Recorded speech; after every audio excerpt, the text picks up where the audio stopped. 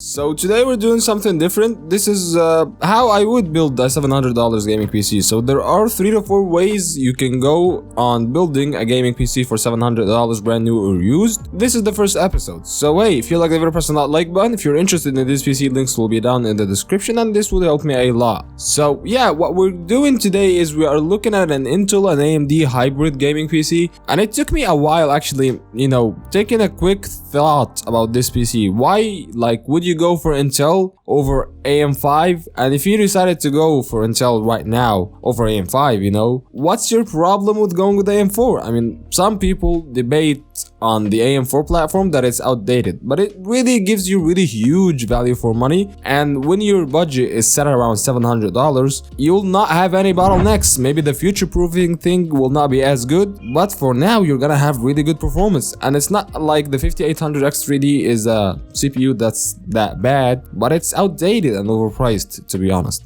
So yeah, the reason you go with Intel over AMD any platform right now is that they have really good core count, and I don't think there's nothing else that you should go with. Maybe you are an Intel fan, and yeah, there isn't any other reason that would make a lot of sense other than you really need these more physical cores, and it looks really good, to have a CPU that has over 16 threads. So yeah, for the CPU, we're looking at the Intel Core i5-13400F, and we're coupling with a Thermalright Assassin air cooler white one for around $20. So the whole CPU cooler combo would cost you around $230-ish.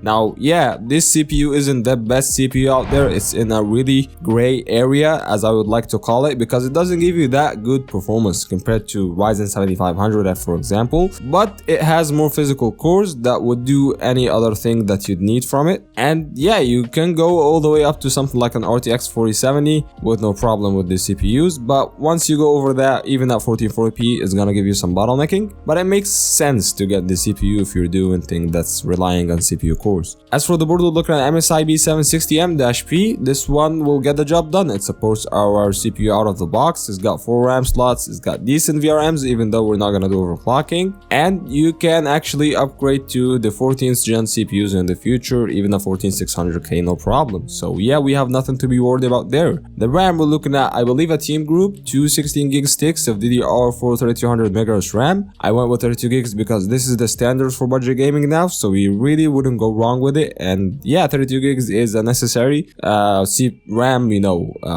space if you have the money for, because it will really get the job done for you and you feel the difference actually. And the SSD, we're looking at a 1TB M.2 PCIe 3.0 Gen 3 SSD. Yeah, the speed differences is not gonna be that big when it comes to booting up PC into Windows, and for around $30 to $35 this would really get the job done. Now the GPU, we're looking at the AMD RX 7600, as this is the only option that would make sense for around $250 right now, brand new. It's a really good GPU. It gives you good performance, decent performance. 8GB of VRAM might be a bit of a, not the best thing, but hey, it's really good for 1080p gaming, 1440p gaming, competitive esports gaming. It will do fine when you're doing video editing and things of that sort. And on top of all that, it's a pretty power efficient GPU, pretty minimalistic size, decent size GPU, so yeah, the whole PC will not be that, space consuming. As for the case, we're looking at the Mesh SE case from Bitfinex. This one goes for $60. It's in white. It's really lightweight. It's got everything you need and you really cannot go wrong. And the power supply, we're looking at the PVA 800W 80 plus gold rated power supply. I mean, that's more than enough for a PC like this. So yeah, this is one of the ways you can build a PC for $700, and this will actually be for around $750. So is it worth it or not? I'll leave that to you, but it will give you really good performance at 1080p 1440p gaming.